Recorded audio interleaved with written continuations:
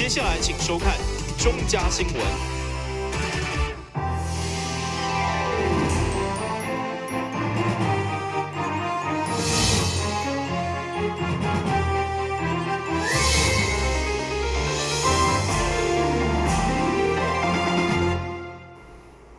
你好，是今日欢收看10月19日中嘉台南电新闻。位于安南区甲安定交接的新界港区是关市海滨以后所开发的，因为交通利便、公共设施完善，相当适合厂商进驻，而且以各级环保永续经营作为理念，成为国内第一座废水零排放的港区。希望市长亲自主持服务中心的动土仪式，希望并台商搁回来故乡投资。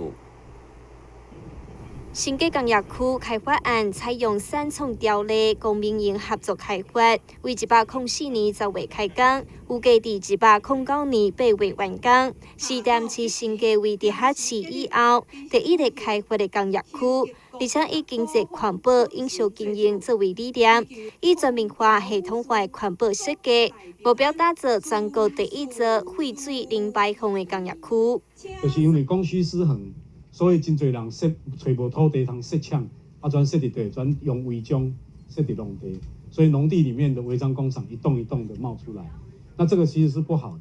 为什么？因为伊污水无处理，废弃物废气无法度妥善的处理，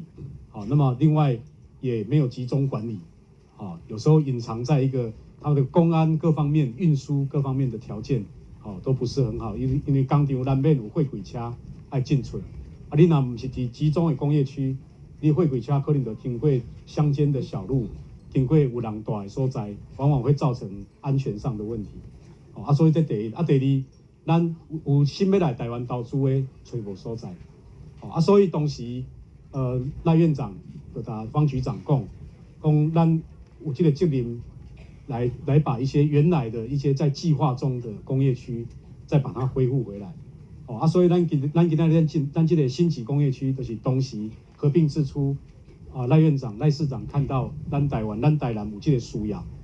所以请经发局重启这个新起工业区这个计划。经发局表示，目前新界工业区已经有70间厂商申请购买土地，现在第1到第3区的土地大约各有22公顷会当购买。经发局欢迎符合资格而且有意愿的厂商踊跃提出申请。但新闻张伟忠采访报道。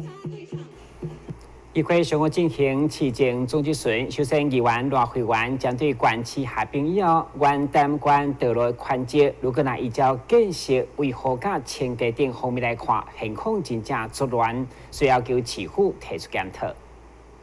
议员赖慧媛提出真侪张道路相片，伊指出，包括交通号志被路树挡掉的，也即是周边环境杂乱，以及道路分隔道中被坑了金路、歹去的碰椅等等的问题。强调会有一寡缺失，就是因为道路宽捷分袂清楚来造成。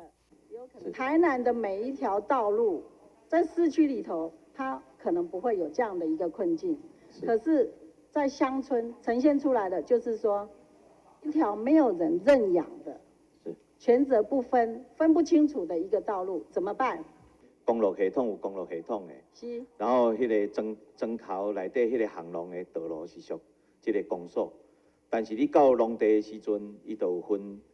农地重划区跟非农地重划区。对，农地从化区跟非农地从化区，然后呢，如果跟水利的排水相关排水设施有联合在一起的，它可能又会联合一起做规划。这也是为什么在非都市土地的道路上很容易出现这4个局处，它必须要互相协调确认，一而再再而三确认各自的权责以后，才有办法处理。另外，议员赖慧媛指出，南花已经成为代表台南的象征物，但伫南花顶过后，包括南花公园、生态池、电管等等，拢是一片荒废。伊建议提高温室的管道到8米，规划做全国农机展览场地、假日农市等等。希望跨科室通力合作招商。农机展的一个重地，还是假日农夫市集，甚至在比较麒麟的空间里头，兰花教室也可以进来了。还有你的智慧农业的交流展，其实都可以纳进来。你已经有花材可以生财的一个工具了，只要你花少少的一点钱，把这一个它的硬体去做一个改造，我想招商是非常重要的。南汇园区总共175公顷，目前83间厂商进驻。议员希望农业局会当有新的思维，定限365天，每天拢有难得的情况。但新闻站山林根采访报道。伊哩小政策对实施以来引起各界争议，尤其现在个进入劳检期，真侪企业怨声不断。议员柯志春就接到电证表示，有劳检人员伫执法过程参像新闻犯人，态度上过严格，所以议员要求伫修法进前爱先暂缓劳动检查。伊哩小的政策已经进入劳检期，议员柯志春接到民间企业反映，劳检人员的执法过程参像咧新闻犯人，根本比司法单位更加严格。议员柯志春反了伊哩小的政策，会将台湾的产业毁掉，要求伫修法进前先暂停劳检。来，你们都不要走，来，你看还没下班，6点外还没下班。中昼你食饭，中午食饭，啊！你只要几点来上班呢？来，你问犯人诶，公平吗？啊，那安尼想无是怎啊？啊，遮诶人就有问题，就是要准备要甲咱台湾的产业拢甲灭掉，要灭了吗？要把产业全部灭掉吗？无道理啊！劳工局回应，目前店市采取的做法是先辅导再检查，并强调在检查过程当中也有一定的标准流程，并没有议员所讲的情形发生。10月底之前会聆听各方面的意见，在10月份的时候会再跟各界来做说明修法的方向。那接下来席委你所讲的，事实上现在我们对检查的部分，刚才议员所讲的1000多位检查员，应该大都是有一部分是在做劳工安全卫生的部分。他都你讲的修法的那个劳基法部分，应该是我们在劳动条件的部分。当然劳动条件，实际上劳动部也给我们一个指导方针，是院长在担任市长这个指导方针。第一个是持续辅导分级检查，持续辅导议员你所讲的，我们现在还有跟我们劳动员产生一个共识说。咱无辅导的就袂使检查。议员一方面建议相关单位先暂缓劳检，一方面也要求劳工局一个执法的过程姿态一定要放互软，以便双方产生无爽快的情形。但是要加山林根采访报道。台南文化中心今年推出2出咱家己制作的节目，其中伫10月率先登场的是邀请2位国际级音乐家，要甲中营交响乐团以及木林美声合唱团共同合作，在一世界经典的歌曲，相当使人期待。经典甲浪漫音乐节庆，10月20号到21号2天，将伫台南文化中心演出。这次音乐会特别邀请到意大利女高音玛利亚皮西代利以及男高音海克特桑多夫共同合作，并且甲中营交响乐团、木林美声合唱团联手演出，为台湾的歌迷献上一首又一首世界经典歌曲。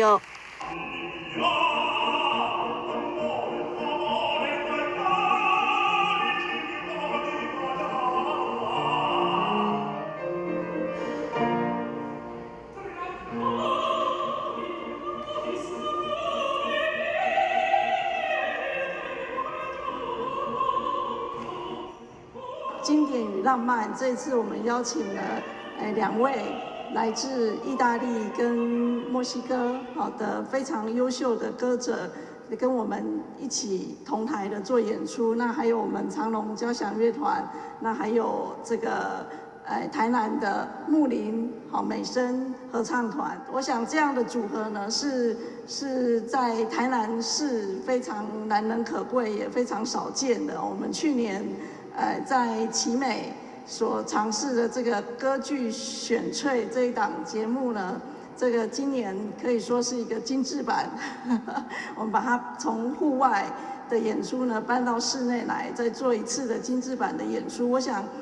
但是曲目是完全不一样哦。我看曲目是老师特别挑过，是听说是相当的难唱啊，相当难诠释的这个歌剧的曲目啊，可是都是脍炙人口，大家非常喜爱的这个曲目。这次演唱的乐曲包括《斗牛进行曲》、《杜兰朵公主》等真侪歌剧经典作品，因此喜欢歌剧的朋友千万别当错过。台新闻张伟忠采访报道。先休息一下，马上回来新闻现场。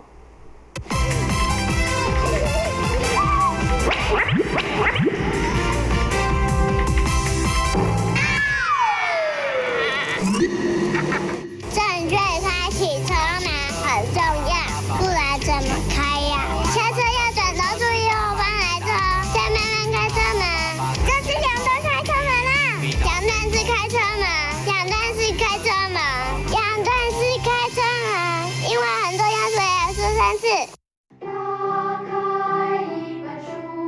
每页在发亮，文字变鱼儿游在大海洋，充满了。欢迎你和我一起来收看《非读不可》，台南爱读册。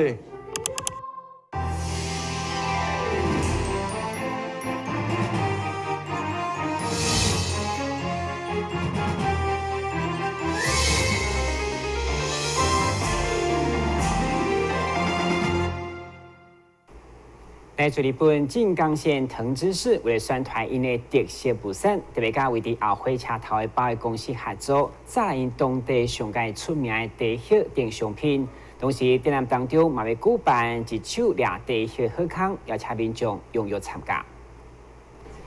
日本静冈县藤枝市是当地出名的地靴生产地，这摆受台南百货业者邀请，由藤枝市商业观光局长带队，再来做当地特色物产，包括艋舺林木樱桃小丸子的商品，以及上界在地地靴、日本酒等等。百货业者嘛表示，希望透过这摆活动，让更加侪民众认识藤枝前往观光。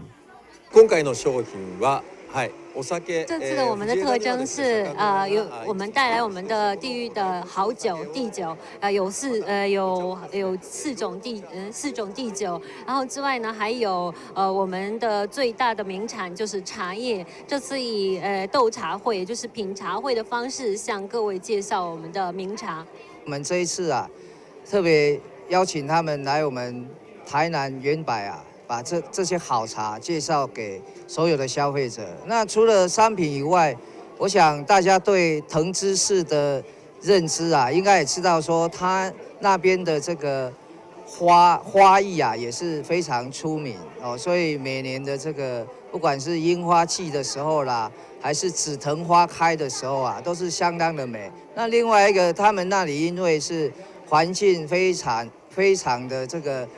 环保，所以说它那边也有很大量的萤火虫可以去欣赏哦。所以说也希望说买了他们的商品以外，各位有时间也可以到他们这一个藤枝市去做旅游观光。这摆会中嘛，首次举办专台为一场的斗茶会，民众只要摇出5种地靴名称，提前参加一手掠地靴活动。所以欢迎对着日本地靴加艋舺林木有兴趣的民众踊跃前往参观参礼。台新闻郭博义采访报道。虽然两岸有政治意识形态不同，也需要沟通形成共识，不过民间的交流一直拢持续。日前，台湾中华文化国际交流协会的选定泉州，邀请青年学生规划一场5天4夜参访行程。学生除了体验当地历史文化，嘛了解台商投资奋斗精神，收获满满。